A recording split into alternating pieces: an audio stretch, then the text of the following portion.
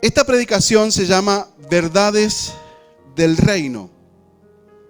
Y para los que leyeron el comentario que puse ayer en WhatsApp, lo que vamos a tratar hoy es un punto importante para una iglesia que crece. ¿Me sigue? Préstame atención, por favor. Esto es un punto importante. Una iglesia que crece sin tener este punto, esto de lo que vamos a hablar hoy, sin tener este punto, va a tener poca vida. ¿Se entiende? Va a tener poca vida. Si la iglesia no se acostumbra a estar en continuo cambio y en continuo aprendizaje, la iglesia tiene poca vida. Por eso es necesario que cada uno de nosotros vaya aprendiendo lo que Dios nos da cada día. Cada iglesia, todas las iglesias, debemos estar aprendiendo continuamente la palabra para poder avanzar. Entonces, Romanos, capítulo 14, verso 17, es un texto muy conocido. Dice: porque el reino de los cielos no es comida ni bebida, sino justicia, paz y gozo en el Espíritu Santo. ¿Dice así su Biblia? Sí, ok. Y sabe que este versículo, el apóstol Pablo lo desarrolla y se lo explica en la carta a los romanos, porque los romanos tenían un conflicto. Los romanos decían qué se podía comer y qué no se podía comer. ¿Sí? Síganme a mí, por favor. Ellos decían, bueno, no, porque hay cierto tipo de comidas que sí y cierto tipo de comidas que no. Por eso el apóstol Pablo le dijo: muchachos, entendamos bien, el reino de los cielos no es comida ni bebida, sino justicia, paz y gozo en el Espíritu Santo. Y hoy hay una gran cantidad de cristianos que discuten por cosas insignificantes que no aportan nada a la expansión, a la propagación del reino. No aportan nada. Y hay gente que discute por si el ayuno es total, sin agua, sin nada, o sea, ayuno así, si no, no es ayuno. Y hay otros que dicen, no, yo voy a ayuno tomando mate, consumo líquidos todo el día. Hay ayunos como el de Daniel, que hizo un ayuno de no sé cuántos días comiendo legumbres. Entonces hay formas de ayunar. De hecho, usted puede ayunar de su celular. Diga conmigo, Hay gente que tiene que ayunar de su celular porque tiene todas las cosas en orden, pero no suelta el celular. Entonces, ¿podría ayunar de eso? Sí, se puede. Pero hay gente que dice, no, ¿cómo? Eso es una herejía. No. El ayuno es ayuno. Usted pregúntele al Espíritu Santo cómo lo tiene que hacer. Hay otros lugares donde dicen, no, si acá viene con pollera o con pantalón, las mujeres, es un problema. Y el apóstol Pablo le dijo a los romanos y nos dice a nosotros, hermanos, Iglesia del Nazareno, el problema no está en lo que se come o en lo que se bebe, en lo que se hace o en lo que no se hace. El problema está en vivir, el tema está en vivir la justicia, la paz y el gozo que es en el Espíritu Santo. El capítulo 14, todo el capítulo 14, el apóstol Pablo desarrolla todo un escrito maravilloso, se podría decir, tratando de enseñarle a los discípulos que no juzguen cosas que no tienen sentido. Que si use pollera, ¿cuál es el problema? Hay gente que dice, no, porque acá hay que venir sí o sí, no, acá no se usa pandero. No sé si se dieron cuenta que nosotros no tenemos pandero. Y hay gente que me ha dicho, no, eso es antibíblico, porque el Salmos dice que hay que usar pandero. Sí, yo entiendo, pero acá adentro, imagínense en este cuadradito tan chiquitito, meta pandero. ¿Quién entiende algo? No es por una cuestión de que no sea bíblico. Y hay gente que dice, no, yo en esta iglesia no me gusta estar, porque no se usa pandero. Bueno, búsquese una iglesia donde realmente usen pandero. Pero el apóstol Pablo les dijo eso a los discípulos. Les dijo, no se pongan a pelear por qué está bien y qué está mal. No se pongan a discutir por las cosas que son secundarias. De hecho, me gustó una frase de San Agustín, y no me estoy pasando a otro lado. San Agustín dijo, en lo fundamental tengamos unidad. Y en lo secundario, libertad. Lo fundamental es la palabra de Dios. Eso tiene que estar claro, firme, la santidad, la salvación. Tiene que estar claro, firme. El resto de las cosas, bueno, acomodémosla. Pero el apóstol le dijo a los discípulos, no peleen por cosas, por costumbres humanas, por cosas que a ustedes les parece que está bien y a otros no les parece que está bien. De hecho, si usted lee el capítulo 14, el apóstol Pablo le desarrolla la carta diciendo, tanto los que hacen como los que no hacen están adorando a Dios. Sí, ¿verdad? Tanto los que comen o los que no comen están adorando a Dios. ¿Hay un problema con la morcilla, hermano?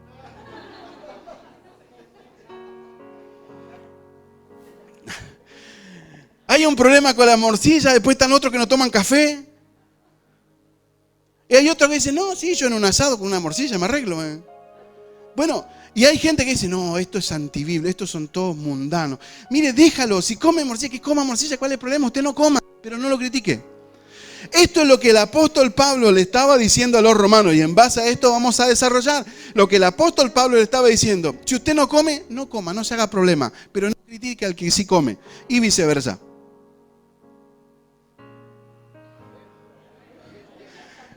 ¿Estamos ahí en internet? Y les quiero dar una buena noticia. Esta predicación habla de un llamado a servir en el poder de Dios. Mire lo que le estoy diciendo, usted no me escuchó. Esta predicación habla de un llamado a servir en el poder de Dios. Diga conmigo, el reino no es comida ni bebida. Perfecto. Y aquí cuando el apóstol Pablo le está explicando a los romanos que el reino no es comida ni bebida, no se estaba refiriendo a la segunda venida de Cristo. Al reino al cual el apóstol Pablo se estaba refiriendo es al reino que tiene el gobierno sobre todo el universo. A ese reino, al actual, al de ahora, no al que va a venir. Ahora, reino es igual a gobierno y gobierno es sinónimo de autoridad. Y el que está bajo el reino de Dios entiende que está bajo la autoridad de Dios. ¿Sí me sigue? El que está bajo el reino de Dios entiende que está bajo el gobierno de la autoridad de Dios. ¿Cuántos están en el reino de Dios? Todos. Ahora, entendemos que al estar bajo el reino de Dios, entendemos que vivir bajo el reino implica estar bajo el gobierno. Hace poquito escribí un devocional que decía los no del Señor o simplemente no, algo así se llamaba. Y recibí un comentario y dice, pastor, pero el Señor te puede decir que no. Es como un padre le dice que no a sus hijos. El hijo le dice, papá, préstame el auto porque quiero dar una vuelta por allá a la orilla del lago. Pero tenés 7 años, ¿cómo va a manejar? De última el padre le va a decir, ¿te llevo yo? O de última le va a decir, no, anda a jugar, nene. Pero el Señor también nos dice que no. Y esto es estar bajo el reino y el gobierno de Dios. Ahora, cuando alguien está bajo la autoridad de Dios, o sea, bajo el gobierno de Dios, présteme atención, obtiene la misma autoridad delegada del que gobierna. Usted no me escuchó. Usted no me escuchó. Mire que estos son principios fundamentales. Cuando alguien está bajo el gobierno de Dios, está bajo la autoridad de Dios, obtiene la misma autoridad que Dios tiene, se la da a la persona que está bajo su autoridad. Ahora diga conmigo, tengo autoridad. Ajá. El problema es que muchos cristianos sirven al Señor y no se dan cuenta de la magnitud del poder que existe en lo que hacen. ¿Me estás siguiendo? No se entiende que es muy poderoso lo que están haciendo. ¿Y sabe por qué no se entiende? Porque cuando el cristiano juzga la comida, la vestimenta o lo que hace o lo que no se hace, esa persona no está entendiendo la magnitud que hay del poder de Dios que hay en usted o que hay en la iglesia. Cuando una iglesia tiende a juzgar más cosas naturales, comunes, como costumbres, es porque no entendió el poder de Dios que tiene. En otras palabras, nos encontramos con Christianator jugando a la guerra de las galaxias espirifláuticas y ahí andan cristianos. ¿Y sabe qué? Al diablo no le asustan ni los cantos, ni las oraciones, ni las predicaciones, ni el griterío, no le asusta nada de eso, si eso que se hace no tiene la revelación del reino. Yo que usted no me digo amén, ¿eh? ¿Sabe que es importante? Porque si yo estoy cantando aquí y adorando acá, y mañana vengo a hacer intercesión, acá he hecho demonios, piso al infierno y estoy. Pero si no entiendo lo que estoy haciendo, eso no tiene relevancia. A Satanás no le asusta. Satanás, ay, mira cómo ora, qué lindo que grita. ¿Sabe? A Satanás no le importa eso. A Satanás lo que le importa es que cada una de las cosas que nosotros hagamos tenga la sustancia espiritual para que tenga una consecuencia natural después. Porque todo lo que se mueve en el ámbito espiritual tiene una consecuencia en el ámbito natural después. ¿Sí me está siguiendo? ¿Estamos ahí? Entonces, las liturgias, las actividades sin la sustancia del reino no tienen relevancia en el mundo espiritual y por consecuencia tampoco lo tienen en lo natural. Si nosotros hacemos todo lo que hacemos, pero no tenemos la conciencia de lo que es el reino de Dios, somos como dice el libro de 1 Corintios 13:1, vengo a ser como metal que resuena, como címbalo que retiñe. O sea, es como un caño vacío. ¿Alguna vez golpeó un caño vacío? Entonces, suena vacío, suena hueco. Ahora, ese caño no fue para que suene hueco. Ese caño tiene una función, sirve para conducir algo, para que algo pase por ese caño. Cuando el caño está lleno, ese caño no suena hueco. Le cuento una intimidad. Ayer hicimos un revoque y nos salió mal. Y quedó mal el revoque allí y el hermano me dice, ¿y cómo nos damos cuenta que está mal? Porque tocamos y suena hueco. Y se cayó, se cae, hubo que sacarlo. Fue mi error porque yo le dije que lo hiciera y no sabíamos hacerlo. Nos mandamos nomás. Pero ¿sabe una cosa? Así es el problema muchas veces con los cristianos. Suenan hueco. Recuerda que le dije que este es un llamado a empoderarnos, ¿eh? Así que no se enoje conmigo. Diga conmigo, el reino de Dios es justicia. El reino de justicia, prestemos atención aquí, el reino de justicia está basado en la misericordia y el amor, no en deseos de juicios de venganza. ¿Sí me sigue? El reino de justicia está basado en la misericordia y el amor de Dios, no en juicios deseosos de venganza. Mire qué importante es una iglesia empoderada de amor y de misericordia, no en juicios. Porque una iglesia que juzga a la persona por cómo viene o por el pecado que cometió no es una iglesia. No nos corresponde a la iglesia juzgar. A la iglesia le corresponde ejercer misericordia y amor. No hemos sido llamados a ser jueces, sino a ser testigos. ¿Sí me entiende? Ahora, el Señor Jesús vino a establecer el reino de Dios en la tierra y lo hizo a través del amor y la misericordia. ¿Cómo es esto? Murió en la cruz por amor al mundo. Al mundo que nosotros como iglesia muchas veces criticamos y decimos, los del mundo. ¿Y vos dónde vivís? En Martes.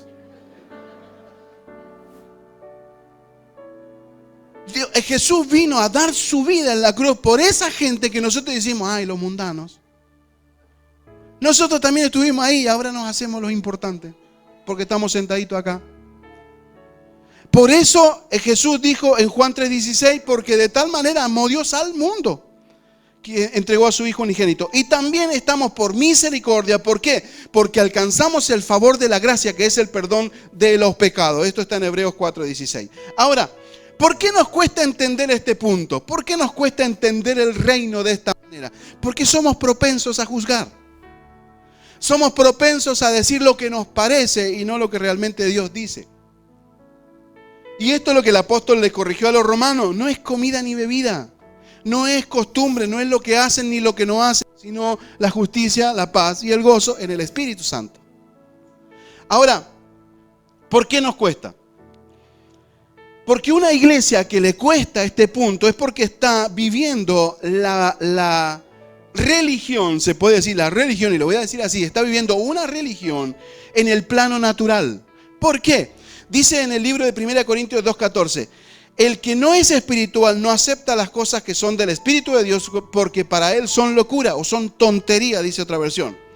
Y tampoco puede entender las cosas espirituales porque las cosas espirituales deben ser pesadas, deben ser medidas a través del Espíritu. Y si una iglesia no se mueve en el poder de Dios, guiado por el Espíritu Santo, difícilmente va a poder entender lo que está pasando dentro de la iglesia. Recién cantábamos y saltábamos y el hermano nos llevaba a adorar al Padre de una manera espectacular. Me gusta, eso me gusta a mí. Y ya pronto vamos a estar en el otro edificio y vamos a tener más espacio, vamos a estar menos apretados. Pero ¿sabe cuál es el tema? Que hay gente que puede decir, ay, con luces, eso es del mundo. Mucha gente juzga eso. De hecho, hay gente que ha venido y dice, no, acá usan luz, así que me voy a otra iglesia. Está bien, no hay problema. Porque el apóstol Pablo le dijo a los romanos, no critiquen. ¿Saben por qué? Porque los que usan luces, como los que no usan luces, los que usan pandero, los que no usan pandero, los que comen morcilla y los que no comen morcilla, también están adorando a Dios. Ambos están adorando a Dios a su manera. Así que si nosotros juzgamos uno al otro, nos pasamos las vidas juzgando tonterías y la iglesia deja de crecer. Diga, Ahora, ¿cómo puedo aprender a vivir el reino de la manera correcta?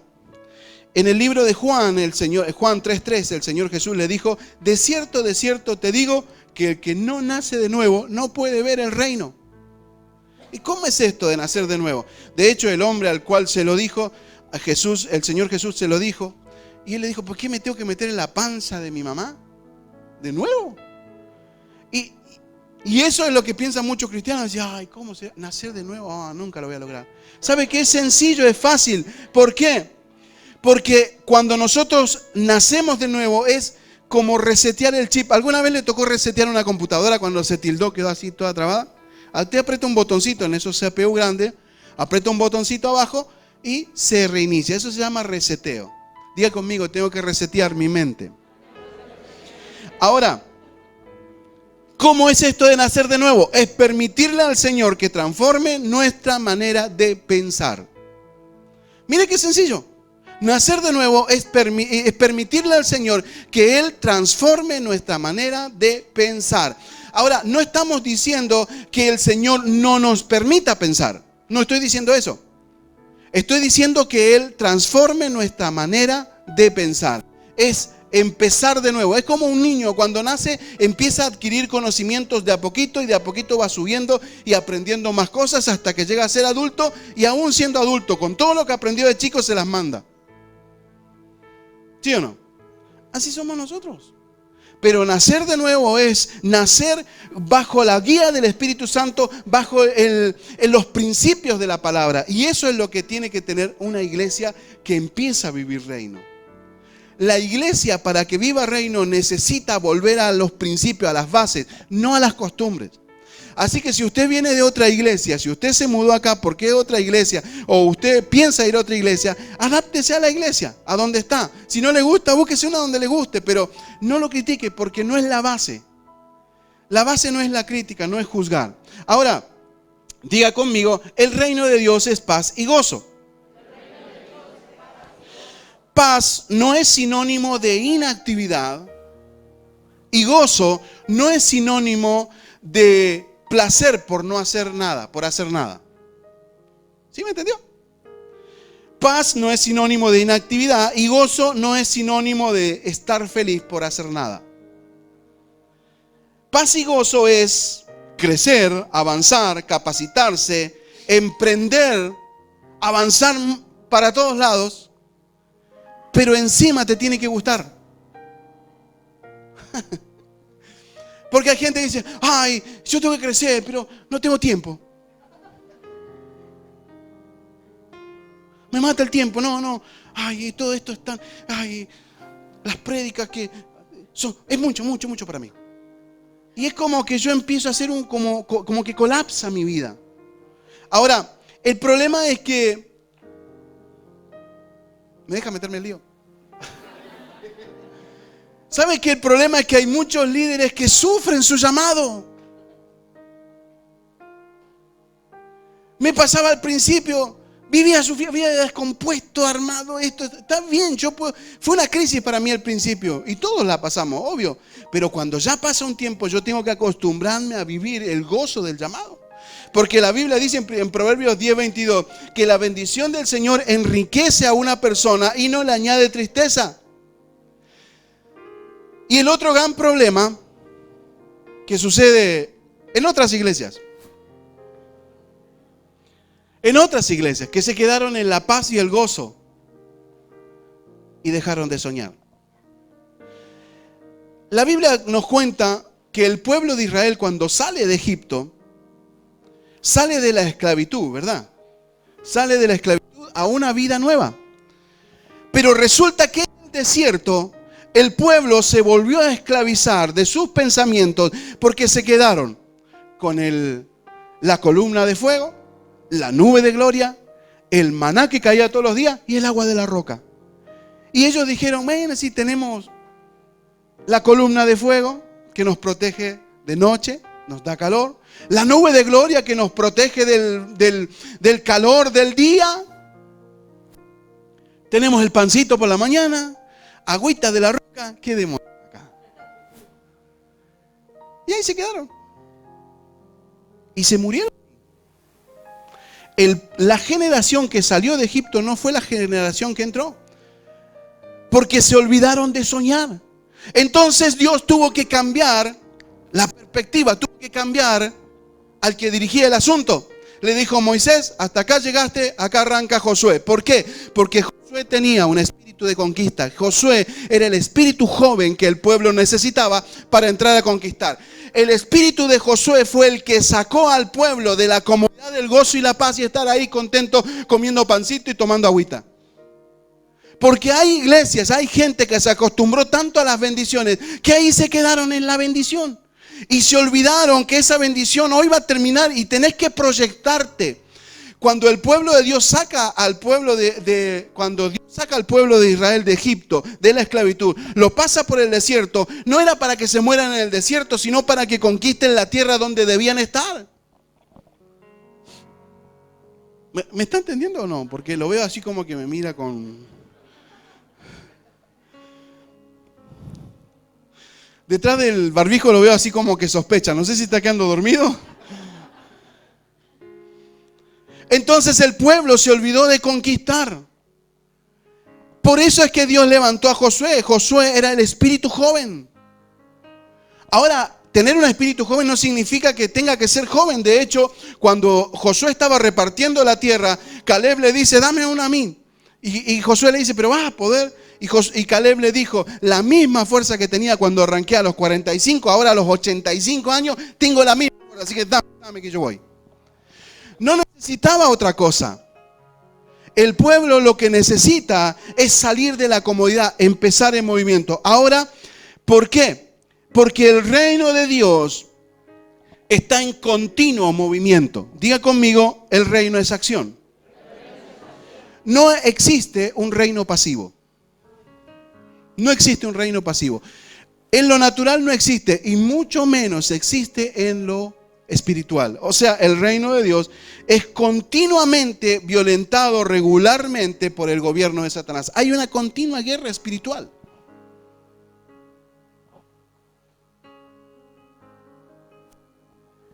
Lea por favor Mateo 11:12. Búsquelo por favor. Mateo 11:12. Porque quiero que veamos una cosita aquí. ¿Lo tiene? Mateo 11:12.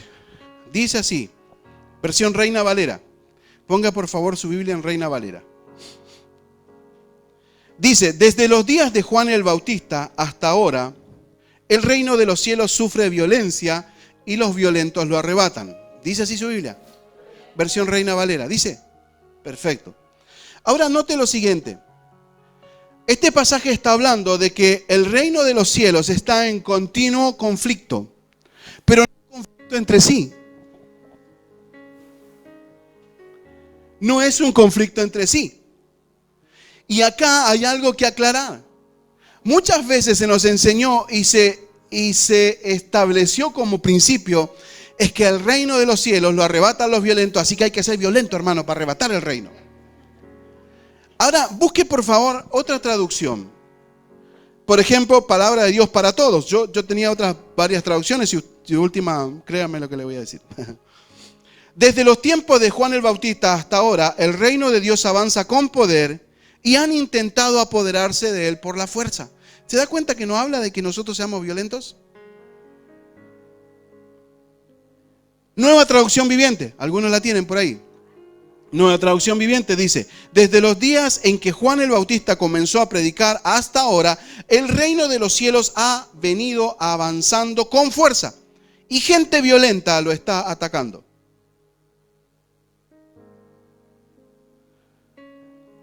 Dios habla hoy, nueva traducción Dios habla hoy. Desde que vino Juan el Bautista hasta ahora, el reino de los cielos sufre violencia y los que usan la fuerza pretenden apoderarse de él. ¿Le cambió el concepto ahora o no? Ahora note que el reino de Dios está en continuo movimiento espiritual y por este motivo es necesario que usted y yo entendamos que lo que estamos haciendo, aunque usted esté sentado ahí escuchando esta predicación, usted tiene que entender que lo que se está soltando en este día es palabra de Dios, es poder de Dios que va a impactar en usted y va a ser algo poderoso. La palabra dice que en el principio era el verbo era Dios, el verbo era con Dios, o sea, el verbo es la palabra. Dice en el principio era la palabra era Dios, la palabra era con Dios. ¿De quién está hablando? De Jesucristo mismo. Entonces, en el momento en que yo estoy impartiéndole una palabra a usted, usted está siendo empoderado por Jesucristo mismo. Porque la fe viene por... Ahora, cerramos con esto. Dios está llamando a una iglesia a meterse en un río de poder. Dios está llamando a la iglesia a meterse en un río de poder.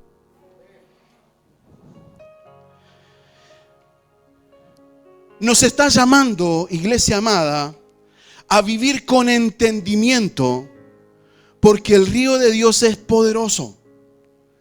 Lo que hay en ese río de reino se podría decir, en ese río de reino es poderoso. Ezequiel 47:9 dice, y toda alma viviente que nadare por donde quiera que entren estos ríos, vivirá.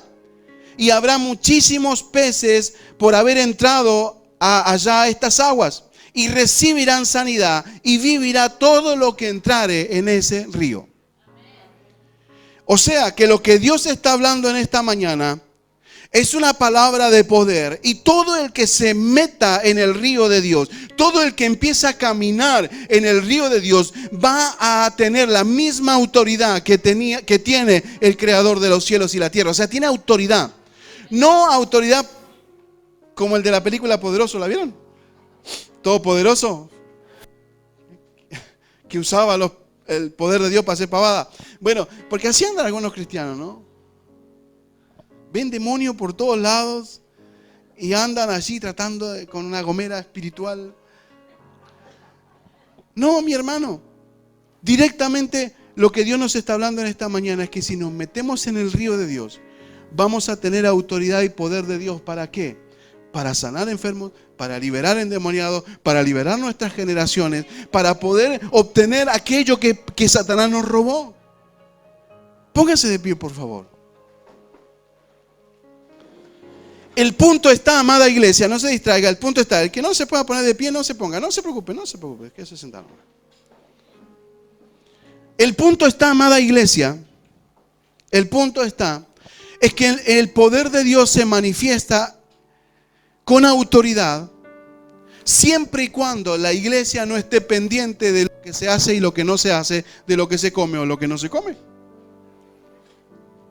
Lo que Dios está marcando en esta mañana es que Dios va a levantar a la iglesia a un nivel superior, a un nivel de autoridad tremendo. Pero si la iglesia sigue dando vuelta en este tipo de cosas, todo lo que Dios les da hoy se va a perder. Porque el reino de los cielos no es comida ni bebida, es justicia, paz y gozo en el poder del Espíritu Santo. Yo creo que en este día Dios está llamando a líderes a comprometerse con su llamado. A darle a Dios lo que realmente se comprometieron cuando tomaron el compromiso del llamado a servir. Por otro lado, Dios está llamando a aquellos que se animan a meterse en el río de Dios para servir. Ahora usted dice, pastor, ¿pero qué tengo que venir a la iglesia a servir? No, usted sirve predicando la palabra.